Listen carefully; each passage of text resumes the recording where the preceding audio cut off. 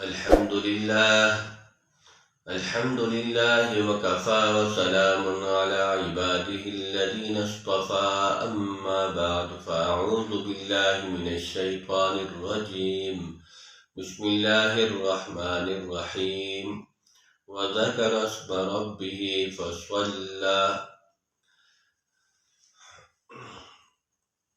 عیدین اسلام کے اندر یہ دو دن بڑے خوشی کے دن ہیں. عید الفطر شوال کی پہلی تاریخ کو عید الفطر کہتے ہیں، ایک یہ خوشی کا دن ہے، اور ذی الحجہ کی 10ویں تاریخ یہ ایک عید الاضحیٰ اس کو کہتے ہیں. تو یہ دونوں مسلمانوں کے لیے اسلام کے اندر خوشی کے دن ہیں، عید کے دن ہیں، خوشی کے دن ہیں. بطور شکریہ کے 2 رکعت اس میں ادا کی جاتی ہے، شکرانے کے طور پر 2 رکعت پڑھتے ہیں، اور اس میں نہ اذان ہوتی ہے نہ اقامت ہوتا ہے. 2 رکعت عید الفطر کے واجب ہیں، زائد 6 زائد تکبیروں کے. اور عید الفطر کے دن 13 چیزیں مسنون ہیں. اسی طرح عید الاضحیٰ کے اندر بھی 13 چیزیں مسنون ہیں. پہلی چیز یہ ہے کہ شرع کے مطابق، شرع کے موافق آراستہ کرنا، اپنے آپ کو بال اچھی طرح کٹوانا. دوسرا غسل کرنا. تیسرا مسواک کرنا. عمدہ سے عمدہ کپڑے پہننا، جو گھر میں موجود ہوں وہ پہننا، اور ساتھ خوشبو لگانا. صبح کو بہت سویرے اٹھنا، عیدگاہ میں بہت سویرے جانا.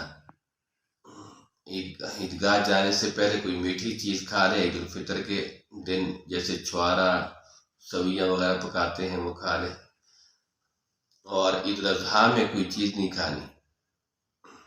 اور عید الفطر کے اندر یہ کہ صدقہ فطر دے کر پھر جائے. تو عید کی نماز میں عیدگاہ جا کر وہاں پڑھنا سب سے بہتر ہے. شہر کے اندر بلا عذر عید کی نماز نہ پڑھے. آج کل آسانی پہ ہم دیکھتے ہیں جہاں قریب کہیں نماز ہوتی ہے عید کی، وہاں جا کر پڑھ لیتے ہیں. حالانکہ مسنون طریقہ یہ ہے کہ عیدگاہ میں جا کر باجماعت نماز ادا کرنا. اور راستے میں دائیں طرف سے جانا، ایک راستے پر جانا دوسرے راستے پر آنا، یہ بھی مسنون ہے. اور جاتے وقت تکبیرات پڑھتے جانا، اللہ اکبر اللہ اکبر. اگر عید الفطر ہے تو اس میں آہستہ آواز سے پڑھتے ہوئے جانا. عید الاضحیٰ ہے تو اس میں اونچی آواز سے پڑھتے جانا، اللہ اکبر لا الہ الا اللہ اللہ اکبر اللہ اکبر وللہ الحمد. یہ 13 چیزیں عید الاضحیٰ عید الفطر کے اندر مسنون ہے. ان کو ہم اس پر عمل کریں. باقی رہ گیا عید کی نماز پڑھنے کا طریقہ سال کے بعد آتی ہے، اس لیے ہر ایک کو مشکل لگتی ہے، حالانکہ ہے بہت آسان. جیسے ہی نماز کے لیے آدمی کھڑا ہو، امام کو پہلی صف والے امام کو دیکھیں اور دوسری صف والے پہلی صف والوں کو دیکھیں. اس طرح صف والے ایک دوسرے کو دیکھتے رہیں. تو سب سے پہلے نماز عید کے اندر اللہ اکبر نیت کی، تکبیر کہی، ہاتھ دونوں کانوں تک اٹھا لیے، تکبیر تحریمہ جس کو کہتے ہیں. پھر اس کے بعد سبحانک اللہم یہ آخر تک پڑھا. اس کے پڑھنے کے بعد امام 3 مرتبہ پھر تکبیر کہے گا، دونوں ہاتھ کانوں تک اٹھائے گا، پھر دونوں ہاتھوں کو چھوڑ دے گا، اللہ اکبر کہے گا چھوڑ دے گا، 3 دفعہ اس طرح کہہ کر چھوڑے گا. پھر اس کے بعد قرات شروع کر دے گا، سورۃ فاتحہ پڑھے گا، کوئی سورت پڑھے گا، پھر رکوع سجدہ کرے گا. پھر اس کے بعد دوبارہ کھڑا ہوگا تو پھر دوبارہ یہ سورۃ فاتحہ پھر اس کے ساتھ سورت ملائے گا. سورت ملانے کے بعد ہم نے جلدی نہیں کرنا، ہم نے فوراً اللہ اکبر کہے تو رکوع میں نہیں جانا، بلکہ امام صاحب 3 مرتبہ اللہ اکبر کہیں گے تو ہر مرتبہ کان تک ہاتھ اٹھائیں گے اور چھوڑیں گے. اور ہر مرتبہ ہم نے اپنے ہاتھوں کو چھوڑنا ہے. پھر چوتھی تکبیر میں ہم سیدھے رکوع میں چلے جائیں گے. تو یہ بہت آسان طریقہ ہے. پھر اس کے بعد عید الفطر کے اندر، عید الاضحیٰ کے اندر یہ ہوتا ہے کہ خطبہ بعد میں ہوتا ہے. خطبے کے اندر امام صاحب سے کچھ مانگ دیتے ہیں، دعائیں ہر چیز مانگتے ہیں. تو یہ مسنون ہے، عید الفطر کا خطبہ سننا مسنون ہے.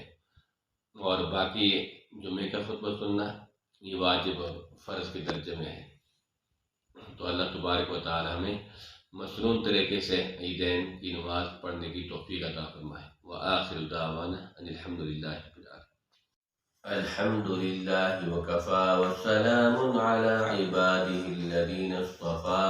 اما بعد فأعوذ بالله من الشيطان الرجيم. بسم الله الرحمن الرحيم. لن ينال الله لحومها ولا دماؤها ولكن يناله التقوى منكم. كذلك سخرها لكم لتكبروا الله على ما هداكم وبشر المحسنين. قربانی کے ایام آنے والے ہیں، عید الاضحیٰ. قربانی کی اہمیت کو بیان کرنا ہے. اس سے قبل فضائل کو بیان کیا گیا، ساتھ ساتھ اہمیت اور مسائل کو بیان کرنا ہے. قربانی کی اہمیت اس سے پتہ چلتی ہے کہ اصل عید کے دن، عید الاضحیٰ کے دن احراق الدم ہے، خون کا بہانا ہے.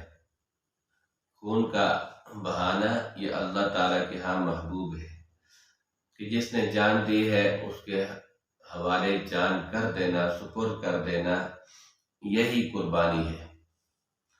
تو اگر کوئی شخص قربانی کی قیمت صدقہ کر دے یا اس کی جگہ کوئی غلہ یا کپڑے محتاجوں کو دے دے تو اس سے اس کی قربانی والا حکم، یہ حکم کی تعمیل نہیں ہوگی.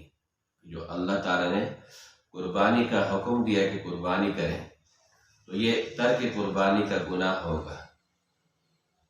اور جو ہر بار کے بدلے ایک نیکی ملتی ہے وہ بڑی سعادت اس سے محروم ہو جائے گا. تو حدیث پاک میں آتا ہے کہ آپ صلی اللہ علیہ وسلم نے ارشاد فرمایا کہ من وجد سعة لأن يضحي ولم يضحي فلا يحضر مصلانا.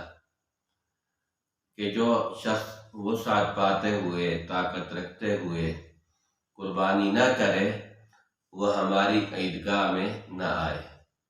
تو یہی بڑی ایک وعید ہے کہ ہماری عیدگاہ میں نہ آئے نماز پڑھنے کے لیے. حضرت عبداللہ بن عمر رضی اللہ تعالیٰ عنہ سے روایت ہے کہ آپ صلی اللہ علیہ وسلم نے مدینہ میں 10 سال گزارے اور ہر سال قربانی کیا کرتے تھے.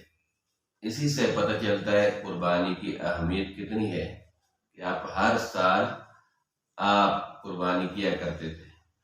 تو بہت ساری احادیثوں کو ملائیں تو اس سے یہ بات معلوم ہوتی ہے کہ اس سے تاکید معلوم ہوتی ہے کہ آپ علیہ السلام نے پابندی کے ساتھ قربانی کی ہے.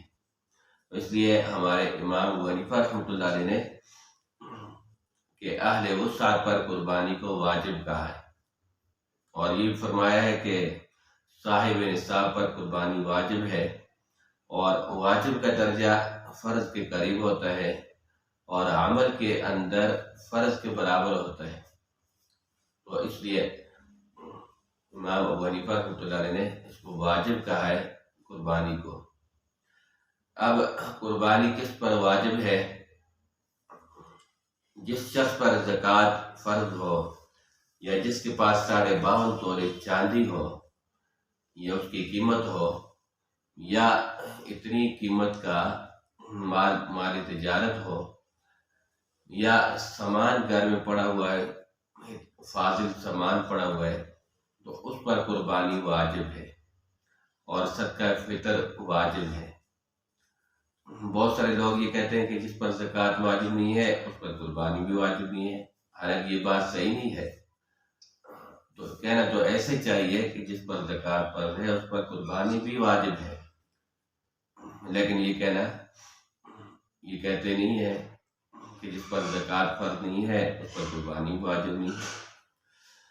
تو اللہ تعالیٰ نے قربانی کی ایک اہمیت قرآن پاک کے اندر بھی بیان کر دی، پھر آپ علیہ السلام کے 10 سالہ جو مدری زندگی ہے اس میں آپ نے ہر سال قربانی کی ہے۔ اس سے بھی پتہ چلتا ہے کہ کتنی اہمیت ہے۔ باقی قربانی کے جانور شرعاً مقرر ہیں، گائے، بیل، بھینس، بھینسا، اونٹ، اونٹنی، بکرا، بکری، بھیڑ، دمبا، یہ شریعت کے اندر مقرر کیے ہیں۔ تو اس کے علاوہ کوئی جانور کتنا ہی مرعوب ہو، اچھا بھی لگتا ہو، جیسے ہرن ہے تو ہرن کی قربانی نہیں ہے، اسی طرح باقی حلال جانور ہیں ان کی قربانی نہیں ہے، ان کو اگر ذبح کیا جائے تو قربانی نہیں ہوتی۔ تو گائے، بھینس، بھینسا، اونٹ، اونٹنی، اس کے اندر 7 حصے کیے جاتے ہیں۔ ایک آدمی اگر ایک گھر میں ایک بھینس خرید کر لے آئے تو گھر والوں کی طرف سے، گھر میں 6-7 آدمی ہیں ان کی طرف سے ذبح کر دے نیت کر کے تو 7 کی طرف سے یہ قربانی ہو جائے گی۔ اسی طرح متفرق لوگوں کی طرف سے قربانی کرنا چاہے تو ان کی طرف سے بھی قربانی ہو جاتی ہے۔ تو قربانی کے اب جانور کیسا ہونا چاہیے، کیسے جانور کی قربانی درست ہے، اس کو انشاءاللہ آئندہ آپ کے لیے بیان کریں گے۔ وآخر دعوانا ان الحمدللہ۔